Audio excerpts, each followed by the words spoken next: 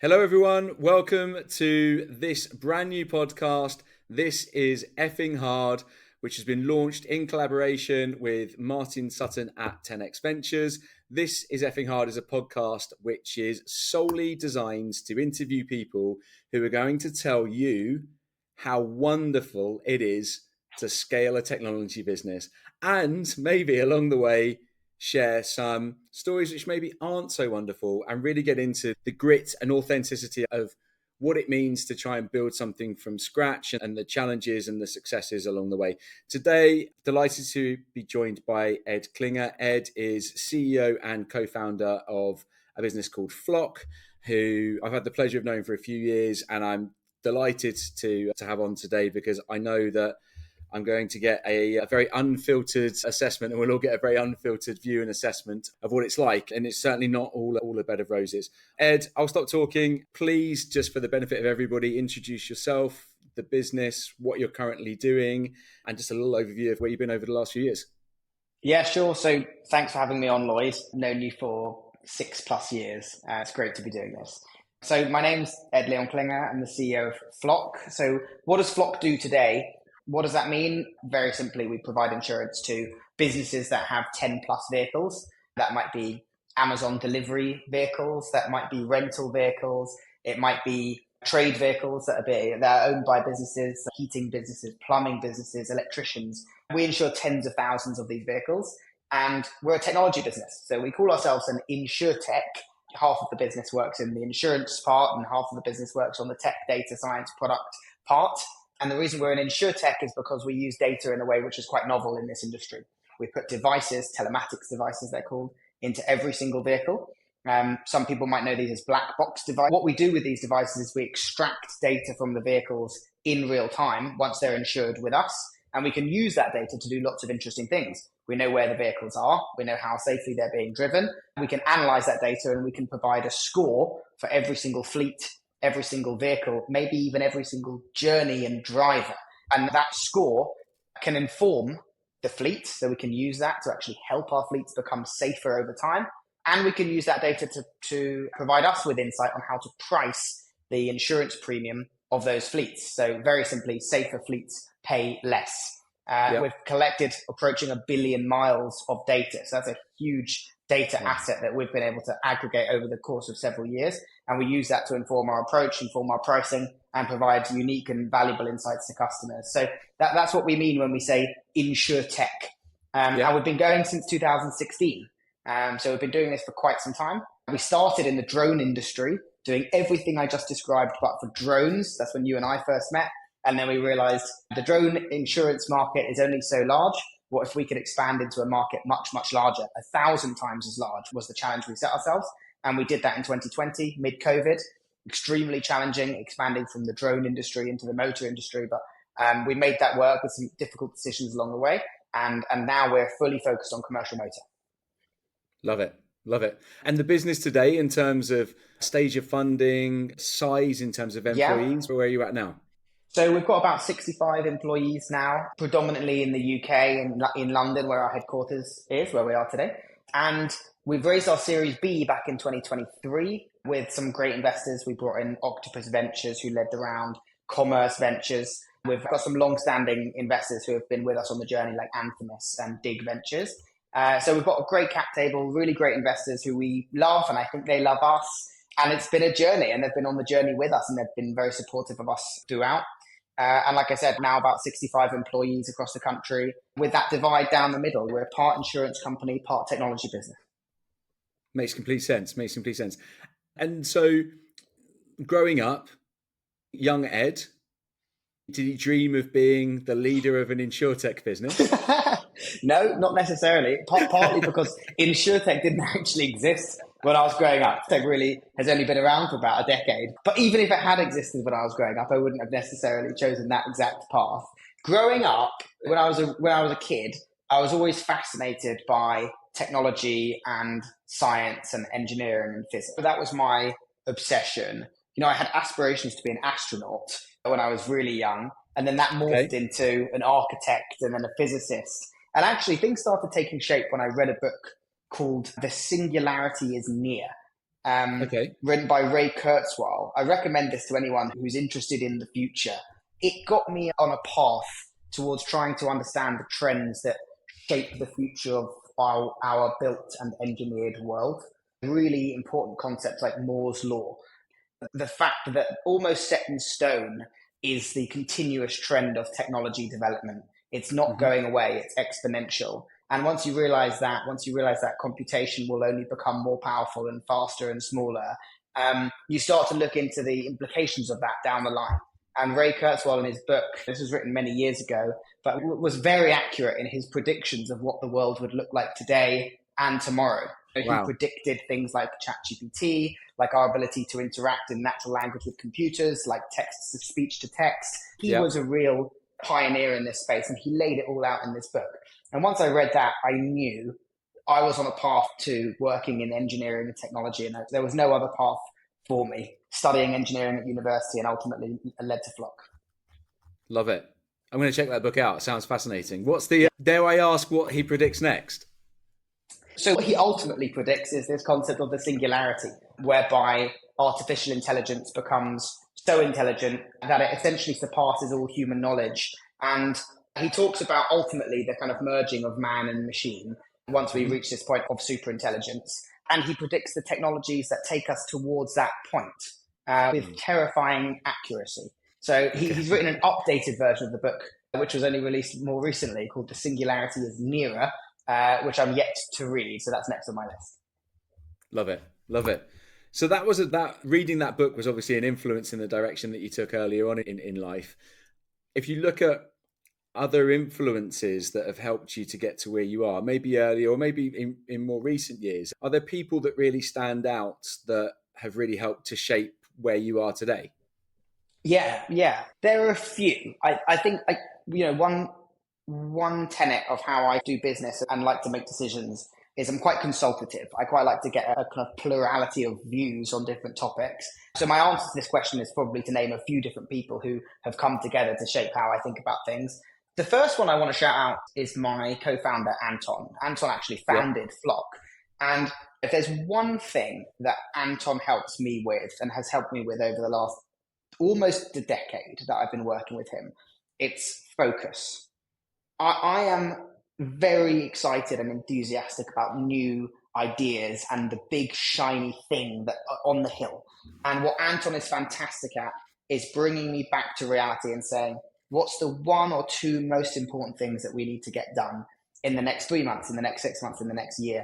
And let's focus our time and attention on that. Not just because we'll be more effective if we, as partners in this business venture, are focused, but because actually the impact that we have on our team and on our employees will be much more effective if we can help them focus as well. And we can only help them focus if we focus. So he's had a really positive impact on me in that sense.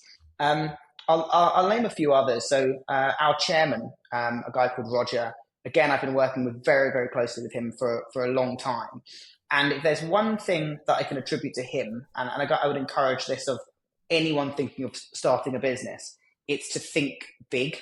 And this sounds hopelessly cliched, but what I mean by that is Roger will always, when I'm presenting a plan or an idea to him, or if I'm talking him through a negotiation that we're going to have with one of our partners, he will always encourage me to double it or to triple it or to be 10 times as ambitious with what it is that I'm trying to achieve.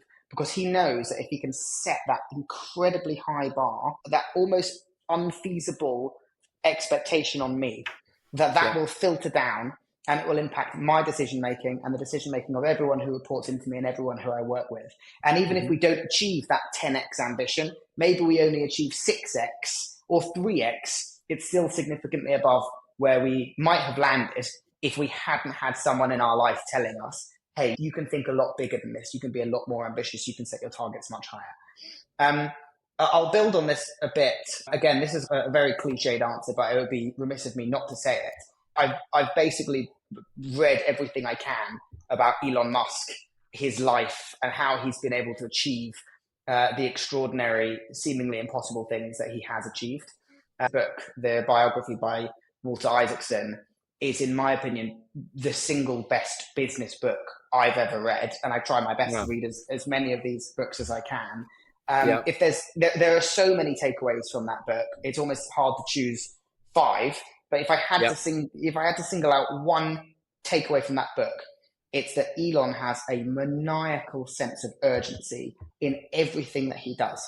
The way that he runs all of his businesses, every decision he makes, every conversation with every single one of his employees, he's asking the question, why can't we move 100 times faster? Why can't that be done today? If someone gives him a deadline of 6 months, he says, why not tomorrow? And again, he sets these unfeasible deadlines, impossible deadlines, and he talks very openly and publicly about those deadlines so that everyone knows what it is that they need to get done in this ridiculously short space of time. Sometimes those deadlines do actually end up being hit and he's vindicated. Sometimes they get missed, but the deadline that is hit is significantly faster than the deadline that would have been hit had he not placed this almost unfair expectation on his team to move faster. And the reason that's so important is because as a startup, is certainly in the insurance industry, Flock is going up against some of the largest, most well-established companies on earth. Competitors are doing over 100 billion in turnover. And what do we have? How can we face down such an enemy? And what we have that they don't have is speed and agility and the ability to make decisions fast and the ability to get product out the door without having to go through multiple reviews and committee meetings. And that maniacal sense of urgency that Elon instills in himself and his team and in his team's teams is something that we've really tried to replicate at Flock with varied success. But I'd say it's had an enormous impact on me. Do you find it's hard to, because you said at the beginning that the one of the things that you enjoy having the plural, I can't even say the word, plurality. There we go. Plurality of views, yes. There we go. I'm not normally bad at words. I was really struggling with that one. There's a payoff sometimes that I find with founders who have that same attitude to want to assess a range of opinions and insights that sometimes leads to confusion when it comes to making decisions because there are too many opinions, and to be fast with your decision making, but also to assess all of those options. Do you find it hard to get that balance sometimes? I do find it hard to get the balance, and actually there's a very specific element. It's a really good question. There's a really specific element of it that can be difficult. As a general rule, when making a difficult decision, which is maybe in a kind of technical area that I might not be the expert in, I will go to lengths to get a plurality, a multitude of views on that topic. Not necessarily because I don't trust any individual, but because they come at that problem with a specific set of experiences and expertise, which when taken in the main, in addition to many other people I might speak with, ultimately helps me noodle my way to the right answer. What I find particularly difficult is that you can, as a CEO, making a difficult decision and maybe asking 6 or 7 people what they think about that decision, or 3 or 4, you can set the expectation that by asking for someone's opinion, you will therefore accept and agree with their opinion and take their opinion. And so actually, one thing that I've worked on over the years is making clear to people that I'm asking for their view on something because I respect them and I trust them and I'm very interested in what they have to say. That doesn't necessarily mean that they're the key decision maker on that topic and that their word will be taken as rule. And so that's a particular challenge. The other one is, you are right, it's a plurality of views is directly conflicting with speed sometimes, simply because you have to get on the phone with more people. I found though that certainly for very simple decisions, you don't need 6 points of view. My God, do your best to avoid getting 6 points of view for a simple decision like what color table you want in the office. But for complicated decisions, you save an awful lot of time by getting a multitude of views from your team. Because what happens if you don't is you often end up making the wrong decision and having to unwind the unintended consequences of that decision down the line, whether that's a bad hire or a botched product launch. And so investing the time up front, especially for the more challenging decisions, and we're a regulated business and we're a business that combines, different functions, generally spend time with one another. We've got physicists from Cambridge and nuclear scientists working in the office with people who dropped out of school relatively early, with people who are young, with people who are old. We have a hugely diverse team, and all of those people bring their own unique skills and expertise. And so for those more difficult decisions with long-term consequences, I think it's really important to do your best as CEO to quickly access as many views as possible and then make the right call and then explain to the team why it is you've made that decision. No, I agree. I completely agree. I think it's also really interesting the point you made around the target setting and expectation setting. And it's something that I personally used to really struggle with because I had this mentality. I think naturally, in if you've had a sales led career, someone sets you a target, you hit the target. But that idea that you might set something which is deep down is probably unfeasible, but rather than being two times, you end up rather than 10 times, you end up five times. In reality, you might have been that human mentality is quite. It's hard to balance that and for people to feel like they're succeeding, even though deep down that you've achieved a lot more by setting that expectation at the beginning. Yeah, and I think we have quite an open culture at Flock, which is something that we've really tried, Anton and I have really tried to foster a culture of transparency in the business. And that actually, maybe counterintuitively, means being open with the team that we will set really ambitious targets and not necessarily expect to hit all of them. And anyone in the business, certainly leaders and managers in the business, know that's an expectation on them as well, is to be Sure. highly ambitious. My CFO always talks about this concept of if you set a pessimistic target, you are really sowing the seeds of your own destiny. You will hit a pessimistic target if you set a pessimistic target because there's no drive to do more. Yeah. Now you can get fortunate, and you can have some people in the business who bring their own fire and Yeah. their own dragon energy and say, no, I'm gonna double the target that I've been set. But expecting everyone in the business at all times to think like that is folly, in my opinion. We're No, quite I open agree. about the fact that we don't necessarily expect to hit every single target all the time, and that we intentionally set ambitious targets because we're a wildly ambitious business. That's a great piece of insight because I really think that, especially first time founders, when it comes to managing that expectation in a business, I think I've seen it can be really hard to manage. And actually, if I think about it on the other side of the fence, when I speak to candidates who are looking to leave their companies, one of the often cited reasons is communication and lack of or poor communication. So just expectations not being aligned. And what you're saying is the absolute counter to that, which is just communicate everything where possible. And as long as everyone's really clear on where we're going and that the numbers are wildly ambitious, but why not go for it and see where we end up? Then, yeah, I think that it would be rare that somebody would leave Flock with the reason being that they've had poor communication because it just doesn't exist. So it makes a lot of sense. What's been the hardest stage for you over the last, 8, 9 years when it comes to scaling? Is that, and of course there'll be loads, but is there one moment that you look back on and you go, bloody hell, that was that moment, that was the hardest point of growth? It's rather than a single moment, I'll give you a recurring point in time, Okay. and a recurring theme, which I think many of the founders, senior managers listening to this will hopefully resonate with, which is that the people who get you from A to B as a business are not necessarily the people who will get you from B to C.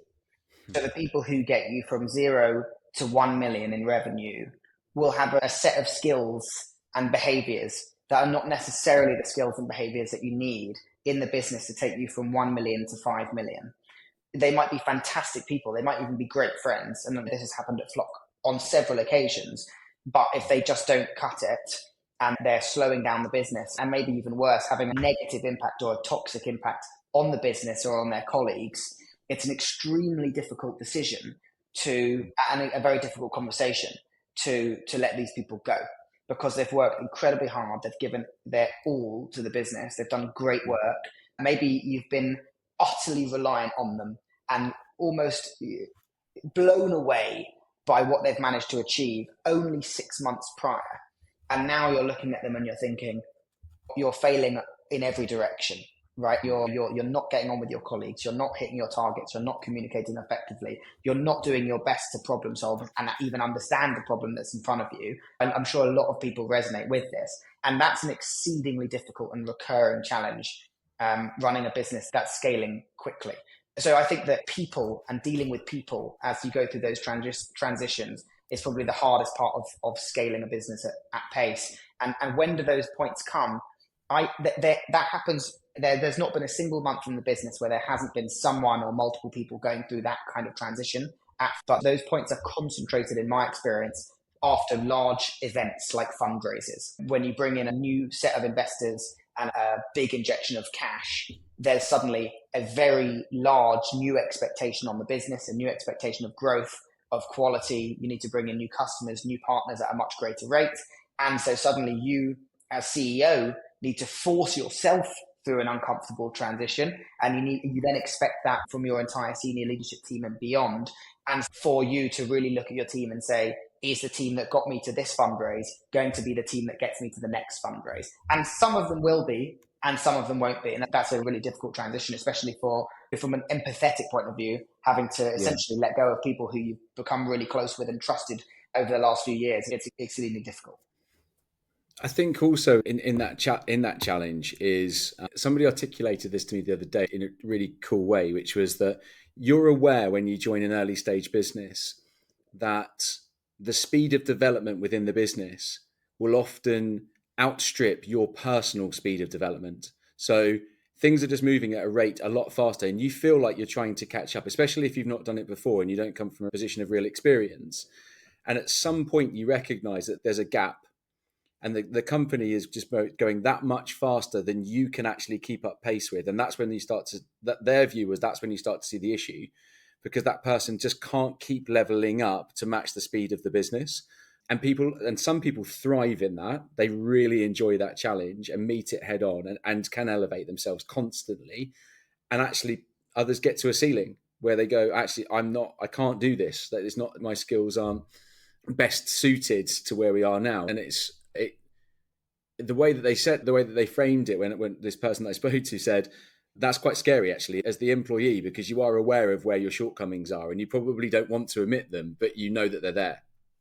Yeah, and there's a great graph that shows this. It's a bit crude, but if you draw a graph, you can assume, and everything I'm about to say is very generalized and not necessarily hyper accurate, but you can assume that the majority of people, when I say grow their own capabilities, their own potential outputs, that's a line, right? It's got a gradient, but it's a straight line. Whereas the demands of the company are exponential, right? The growth rate of the company is exponential. The number of customers, the number of partners is exponential. And therefore the demands of the company is exponential.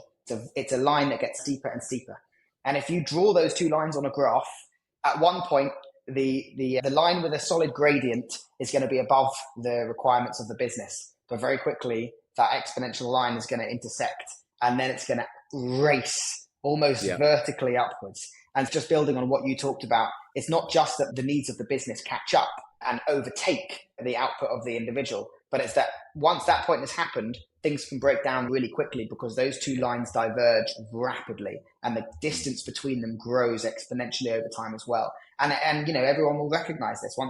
There are occasions in a business when an employee is on the edge or starting to not quite deliver, and you can start to spot the cracks. The projects that they're running don't work as effectively as they should. The results are slightly off, but very quickly that can deteriorate at a pace that no one expected. And people can say, wow, only 3 months ago they were doing well, and now it's an absolute shambles. And the reason for that is that kind of exponential divergence of those two lines. And there are active things that can be done to mitigate against this, right? So it's not. I don't want to paint the picture that this is all doom and gloom and there's no way out. Good managers will notice that this is happening, will notice that their employees are starting to flail, and will do their absolute best to support them. That means simply changing their role to something that's slightly more manageable. Sometimes it means putting their arms around them and saying, hey, I'm going to level you up. I'm going to give you the coaching and the mentorship that you need to put yourself on an exponential growth curve so that you're no longer linear, but that you're actually exponential because you have huge potential, but you're not seeing it. You're not exhibiting and achieving what I think you could be exhibiting and achieving. So I'm going to help to get you there. And there's a great quote from a guy called Frank Slootman, who's been an amazing influence on me, and a lot of the CEOs that I spend time with are fanatical about Frank and the books that he's written. He wrote a book called Amp It Up.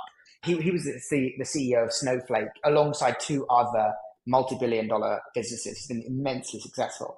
And he wrote this book called Amp It Up about how it's basically the job of the CEO to constantly amp up the pressure, the expectation of their team, and to then funnel that down to filter and funnel that down to the entire business, and the expectations on everyone to improve are consistent and drive better results and focus and performance. And there's this amazing quote, which I wrote down because I love it so much.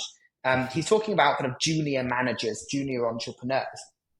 And he says, these people just think, if I hire a bunch of people and then I sit back and wait for greatness, that it's like the expectation is that if you just hire people and leave them to it, they'll achieve great things. And actually what he says is they have no idea that what they actually need to do is relentlessly drive every second of the day and every interaction and seek confrontation. And, you know, it's that mentality. It's really difficult to do that. It's really difficult as a manager or as a CEO or entrepreneur to be constantly driving every single second of the day and seeing every interaction as an ability or as an opportunity to impart not only wisdom, but also pressure and high expectations on the person you're speaking with. You know, just at a fundamental level, it's very tiring to do that and to remember to do that. And also, the final word there is he says to seek confrontation. Lots of people, most people are conflict averse. They don't want confrontation. They don't enjoy confrontation. But the point that Frank makes is that it's just a necessary part of building a great business is confrontation. It's the willingness to say, no, I don't think this is quite good enough. I expect more. So yeah, he talks about this very eloquently in his book. It's kind of, I recommend it to a lot of people and a lot of managers. I think that's the third book recommendation already, and it might not be the last. The point on conflict and confrontation. I read a book a few years ago, and there was a reference to social capital is what it was termed as, and it was the ability within high performing teams to have a level of social capital. And what social capital was defined was not just everyone getting on and having fun and culture was like we all enjoy our jobs. It was actually the best teams, the most high performing teams in businesses had the ability for everyone to be able to have difficult conversations and know that you were having a difficult conversation, but that everyone was doing it with the agenda of being better and seeking a positive outcome from it. And that it was never personal. It was just with the objective that by doing this, we address something quickly, effectively, and we move forward fast. And I loved it as a term. It just makes so much sense because when you reflect on teams or companies you've worked in and you've seen that firsthand, I've seen the good and the bad of that actually, and where it doesn't work. So yeah, it makes a lot of sense. What would you say during the time at Flock?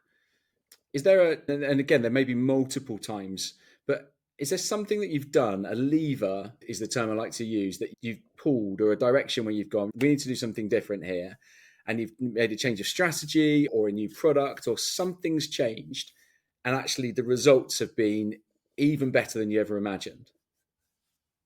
Yes, two things spring to mind. I'll try and talk through them relatively quickly. So the first one is, I mentioned it in my intro, we were building our drone insurance business and we had a cool product and we had a couple of thousand business customers. So on paper, it looked interesting and exciting. The problem was we were in an absolutely tiny market, minuscule market, right? We were an insurance product of the drone market, and the drone market was small. So you can imagine the drone insurance market's even smaller. And we had this kind of come to Jesus moment where we just said, what are we doing here? We're going to build a cool business, but we're not going to build a wildly successful business. And our mission as a business is to make the world quantifiably safer, right? So we want to save lives with the products that we build. And there's only so many lives you can actually impact in the drone business. So it was just going into COVID. We said, we need to 1000x the size of the market that we're in. The total available market that we enter needs to be 1000 times as large as that of the drone insurance market. And so we did something slightly unorthodox for a startup. And looking back, it was one of the best things we ever did, which was we brought in an external consultant. And I'm highly skeptical of consultants generally, but we brought in this external consultant. We put him on the leadership team and we said, you're going to help us find our next industry. And we took a really analytical approach to choosing the next industry that we were going to launch into. We did this kind of top-down analysis of lots of different industries. We looked at car insurance, shipping insurance, aviation insurance, electric scooter insurance. We did 10 different industries. And we did a really analytical piece of work. We looked at how big the industries were, how fast they were growing. We looked at whether or not the vehicles in those industries were connected to the internet, which is one of core USPs, and how many of them were connected, what percentage of them, and how fast was that percentage growing. So it was dozens of pages of research went into this over the course of a couple of months. And at the same time, we did the bottom up, even more difficult work of going and speaking to customers. and saying, hey, we've identified your industry as a potential next industry for Flock. Here's how our product works. We extract these data from these data points from your vehicles, and we use that to insure your vehicles. Would this be interesting to you? How much would you pay for it? What company are you insuring yourself with now? And would you swap to our product if we launched it? And if not, why not? How much more would you have to save in order to swap? So we were asking the difficult questions, and we were getting a lot of rejections, but we were also getting a lot of great feedback from customers. And at the end of the 2 months, we sat around this table and we said, what does the analytical piece of work show us? The analytical piece of work shows us that some of these industries are really big, but not connected. Some of these industries are really connected, but not very big. Whereas commercial motor is really big and it's connected. And then we said, what are the customers telling us? And Anton and I had spent 2 months speaking with commercial motor customers, and we'd probably spoken to over 100 commercial motor customers, I think. And overwhelmingly, they had said that this is a really interesting product and they'd be willing to buy it from us if we could get it up and running. And so it was the kind of the coming together of the analytical work and the bottom-up customer work that led us to say, hold on a minute, this is a big opportunity and customers seem to like it. Let's give it a go. Let's get something live as quickly as possible. We gave ourselves 3 months to get a product live. And then what happened was all of our kind of hypotheses and assumptions, or many of them, turned out to be accurate. These customers did actually want the product, and they did actually put their money where their mouth is, and they bought the product, and the market is actually really large. And so within a year of launching our commercial motor product, our commercial motor business was bigger than our drone business. And we made a really difficult decision, which was to shut down the drone business and focus all of our time and attention on the commercial motor business. That was in 2021. And we've been fully focused on commercial motor ever since. And in hindsight, it was the easiest and best decision we ever made. We would not be where we are today if we'd not made that decision. But at the time, we needed to convince ourselves that it was worthwhile, basically launching an entire new business and shutting down something we'd spent 3-4 years working on. But it was the ultimate kind of growth lever, if you will, because our market now is 1,000 times as large, 1,000 times as many customers. And we're not hitting a growth ceiling anymore as we were in the drone industry. There's almost this enormous blue ocean of opportunity for us to go after. And the number of customers is no longer something that's preventing us from being able to grow. And the growth rate that we've achieved has been off the charts in comparison to where we were. It was worth the work that went into it. And I don't regret bringing in an external consultant to help. Good. Your faith in consultants is slightly higher than it was. Very, very, very slightly higher than it used to be, but still pretty low. Okay, the flip side to this obviously is an idea or something that you've done that's just tanked. Oh, so many things. So many things. We've run so many experiments at Flock. We've taken so many bets that have been colossal failures. And each of them useful and interesting in its own right, a learning opportunity. The one that springs to mind it was actually probably international expansion. Again, this was back when we were a drone business. We were getting lots of inquiries from different countries, lots of different businesses saying, hey, I'm in France, I'm in Germany, I'm in Lithuania, I love what you're doing. Please, can I buy from you? And again, we were less mature as a business, and I was definitely less mature as a CEO in my own decision making. And as I mentioned in the introduction, I love big, shiny new ideas and things. And as a young CEO, who can say no to all of these big customers from around the world asking you for your services and potentially throwing cash and saying, I want to buy from you. And so we quite foolishly, in hindsight, said yes to a lot of these opportunities. And then we raced down this kind of execution pathway to launch our business into all of these different geographies. And it was exciting at the time because we were opening up all these new revenue streams. But my God, the complexity that came with it was astronomical. You know, the regulatory and the legal and the finance and the compliance complexity. It tied the business in so many knots that we just hadn't anticipated before we went into this. You know, in hindsight, what we probably should have done is we should have paused and really assessed the size of the opportunity beyond that first or second customer in the new geography and said, are we opening ourselves up to a much larger market by doing this? And if so, how much larger? And does it warrant the investment to get this live? And 2, can we maybe test this in 1 or 2 geographies, see how it goes, see what complexities we open ourselves up to? Instead, we launched into 17 European geographies.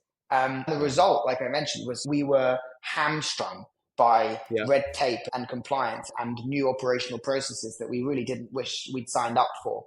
And a colossal failure, a big learning, but something which was very difficult to then unpick and unwind. And to some extent, we're still paying the price of that many years later. So, did it wreck the business? Absolutely not. Would I do things differently now? Absolutely. 100%. There is that thing, though, isn't there? It's the Richard Branson quote, I think, which is, if someone asks, can you do it? You say yes, and then figure out how to do it after. And especially when you're trying to grow and you're early on and there's opportunity, revenue, and there's pressure. And it's easy to say yes. Like, I get that without, and then in hindsight, looking back and thinking we should have tested and analysed. So I think that would be a very common mistake that the more and more people I speak to doing this podcast, the more people will raise that one. What kind of keeps you up at night? What's the stuff that you find, I guess, now or in the past, or even actually in the next year, the things that you think, oh, maybe nothing does? What are the things that kind of you find constantly come back to you that you're thinking about? The many things, but I think the thing that I struggle with, and I think that many young CEOs or first-time CEOs or even first-time managers struggle with, is that 80% of problems are people. You can be a one-person business with a single employee, let's say, or a 65-employee business. And I have very close friends who are running businesses with several thousand employees. Wherever you are on that spectrum, if you speak to a CEO, they'll frequently tell you that people and people interactions and personality types and conflict is actually the thing that takes up 80% of their mental energy. And I would say that's been consistent for me since the very, very beginning. And it's the same now. And I expect it will be the same for the next, however, dozen years of running a business is people challenges. It's that relentless need to apply pressure and ramp up expectations whilst also having to cater your communication style to a wide and diverse group of people that you're speaking with on a daily basis, keeping people happy, keeping people excited, often managing conflict that has nothing to do with you, but it exists between two people on your team or two people on different teams. That's actually immensely challenging. I see myself as I'm interested in the kind of the technical side, the product side, the business kind of innovation, ideas and growth side, but managing people is actually probably what I do most of the day. And that can keep me up. And I know it keeps up many managers at Flock and at other businesses as well. So I think about that a lot, and I'm doing my best to kind of upskill in that area myself. I've got coaches and mentors who I work with, CEO groups who I spend a lot of time with, and attention often turns to that topic. I think it's a common theme. And there's not, until fairly recently, I think, there's not been effective skills-based learning that can be done. There's some very generic kind of, here's how you're a leader, but it's not specific enough to really get into kind of people conflict, people challenges, understanding the nuances, especially if you come from a more technical background and that's your strength. And I definitely do find this with technical founders who their idea is the product and it's incredible, but actually the man management and people leadership is alien to them. So it takes some learning. So that's what I understand how that gives a fair amount of stress at times. But what do you do? How do you keep sane? When the pressure's on and you've got 1,000,001 things to consider and challenges? What's your key to keeping sane? Inherent in that question is the assumption that I have actually been successful in keeping sane. But assuming that's true, I think there are a few things that can really help, right, when running a kind of scaling and complicated business. And I invest in companies and I mentor a number of kind of founders and often first-time founders going through really stressful times with their own businesses. And I give this advice to them as well. The first is, I'm very fortunate to have a co-founder in Anton, who I've worked with for nearly a decade, who I trust implicitly and who I can call on a Saturday morning or a Sunday night or midweek. And I know that I'll be able to bounce ideas off of him or maybe even just vent to him. Yeah. And often I don't need anything from him. And it works both ways, by the way, believe me. I'm on the receiving end as well. But that helps a great deal. Just having someone who you trust and you can talk this through with. When I speak with founders of their own businesses, I encourage them when looking for their co-founders. Often they'll say, I found this potential co-founder. He's graduated from this university with this result and he's built this app. And my response to them will often be something like, yeah, but, can you call them at 2 a.m. and cry? Because that might actually be more important than the fact that they know this particular coding language. So that's been immensely helpful. I recently got married, as you can see, still married. And Well done. my wife definitely keeps me sane. Yeah. I'm very lucky to have a wife who I can talk to about quite literally anything. And she knows all the intricacies of my job and of the company. And we commit to a weekly date night. Now, this doesn't sound like much, but if you're running a business, she also has a kind of very, very intense job as well. But we to a sacred date night once a week. We never miss it. If we have to rearrange it, we do commit to rearranging it and making sure we get it done.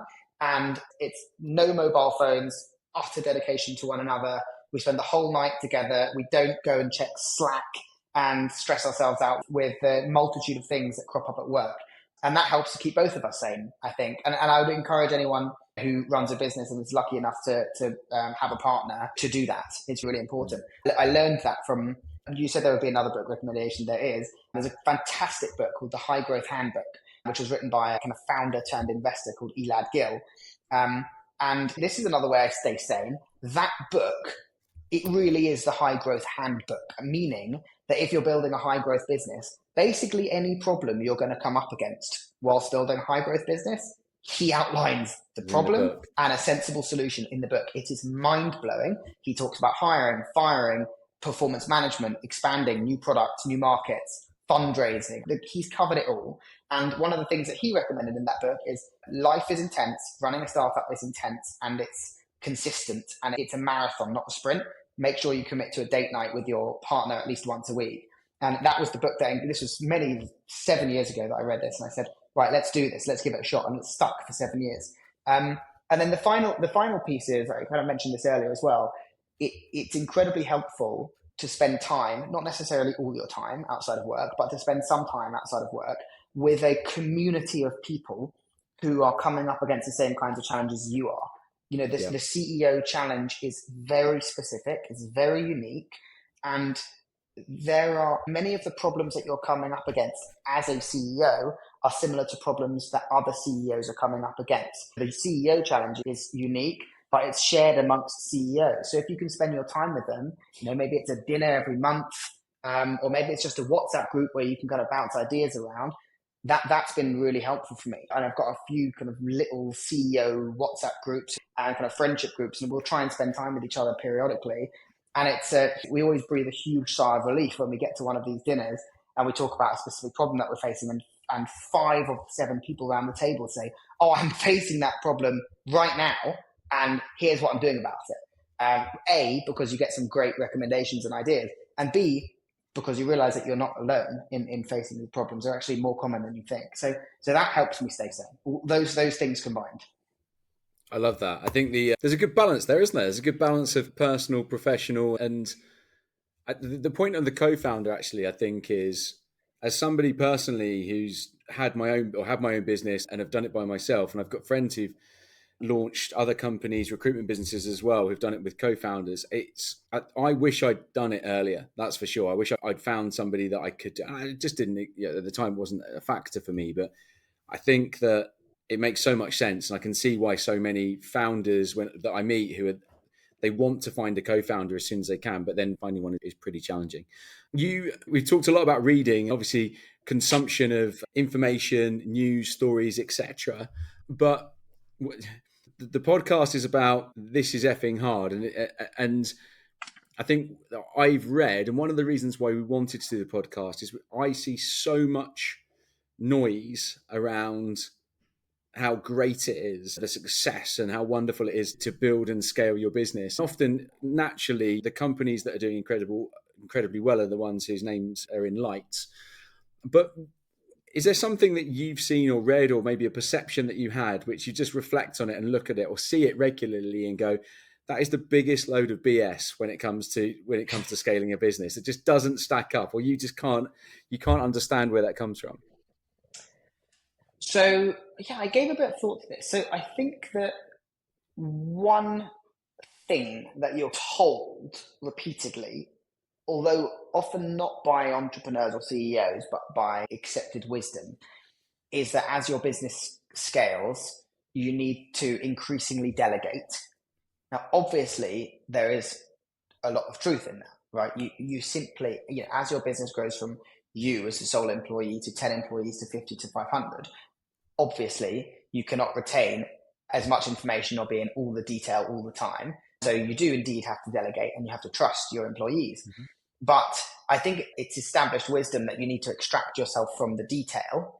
And that is one of those kind of tenets that I fundamentally disagree with in some circumstances. There are certain times when, as a founder or CEO, it's actually essential for you to be extremely deep in the detail and to be able to articulate a complex problem in your business very eloquently and with all of the detail and metrics and relevant data and nuance at your fingertips. Because sometimes you're the only person in the business who, A, has the vision where that problem needs to end up, or where that product needs to end up, or where that process needs to end up in order for your business to deliver something extraordinary for customers. And you're the only person in the business with the contacts or the authority or the know-how to solve that problem. And therefore, being in the detail is required. It's a prerequisite to solving the problem, because without the detail, you won't arrive at the right solution.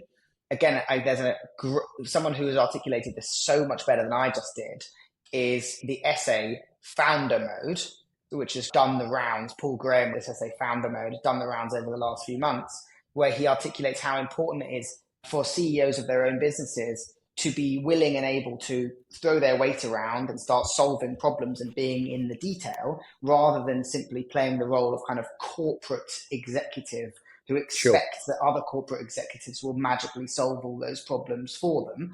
So yeah, again, that essay was hugely controversial when it came out, because it flew in the face of this conventional wisdom that as your business grows, you need to extract yourself from these processes and these challenges and kind of float in an ivory tower, hoping that very well-paid senior executives will solve all your problems for you. Actually, sometimes getting your hands dirty, rolling up your sleeves, being in the detail, solving the problem yourself, or working with a small dedicated team of people to solve that problem can be much more powerful. And it's something that, as a founder of a small business, you're kind of uniquely well-placed to do. In fact, it's sometimes the magic of the small business is the fact that the founder or CEO can get so involved and solve those problems, especially if they're customer-facing problems. I think also from a team perspective, if you're working in a business and you see the founder of the business there in the trenches with you, is incredibly powerful and on lots of different levels. And I think is a key factor for why other people want to get into early stage businesses, because they want to be able to work closely with the founders. They want to spend time with them. They don't want that person to be stuck in their office all the time, not ever having any interaction. They want to learn from those people and be inspired by those people on a daily basis. So that makes a lot of sense. Last question before we go, because you've been incredibly generous with your time. Lots of tips and advice so far, but if you were to give, and maybe you already do give this to the businesses that you mentor, a single piece of advice that we've not already covered on the chat today, to founders who are looking to go on the journey that you've already gone on, what's the one thing that you always come back to?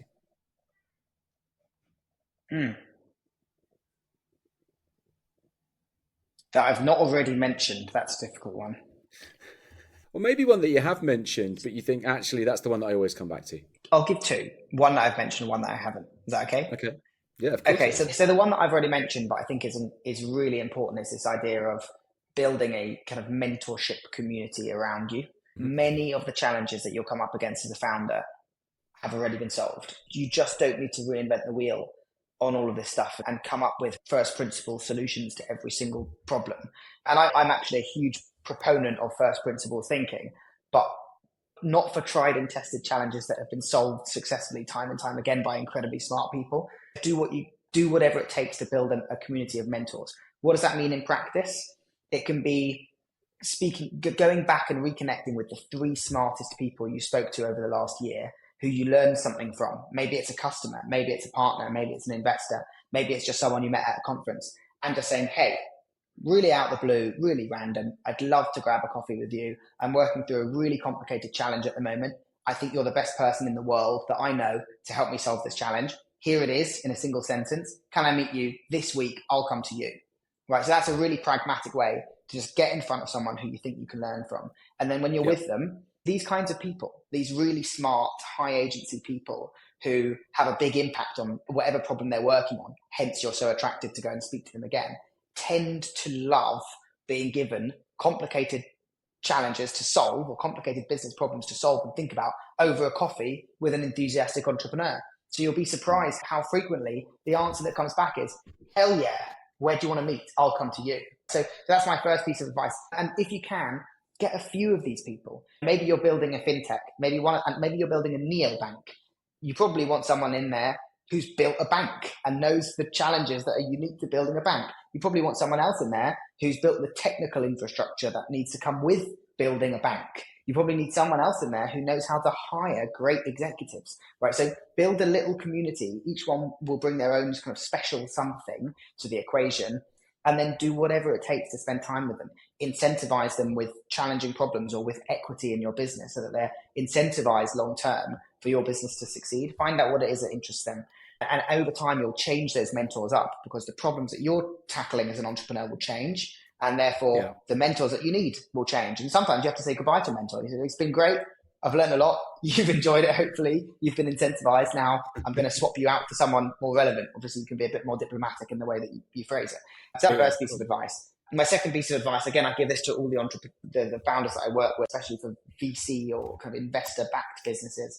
This is totally unrelated to anything that's been said so far, but I just think it's important, is treat fundraising like a science. The fund will not raise itself.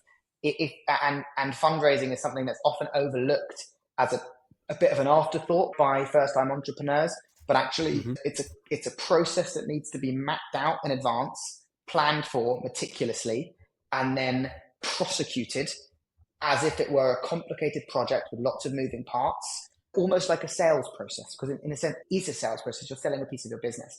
And I think what a lot of first-time founders get wrong is they think that if they build a really exciting business, their fundraise will just happen automatically. And don't get me wrong, sometimes that happens. Sometimes you get really lucky and you get bombarded by inbound messages from VCs.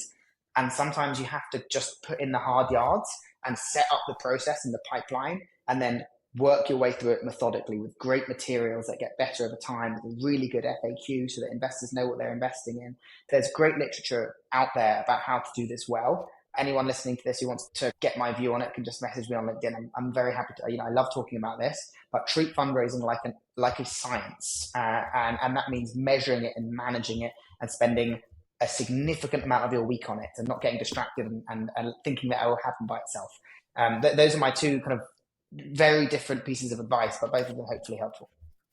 Fascinating. Ed, they definitely will be helpful. Thank you so much. I really appreciate the generosity that you've shown in time. It's, as you may have seen, I like to clip these interviews and then do them after. And normally I try and get 4 or 5, but I think I've got about 10 at least. I've just mentally been going through, not least book recommendations that I can connect to as well, which I'm sure I'll reference in the posts. But look, I really appreciate your time. Thank you for being so generous in terms of that feedback. I think there's so many people hopefully will listen to this and take something or take a lot from it. And I know that also that point around connecting with you on LinkedIn and problem solving is something that you're passionate about. So look, I'll take no more of your time. Thank you so much, Ed. I really appreciate your time. Such a pleasure. Thanks for the chat. Thank you.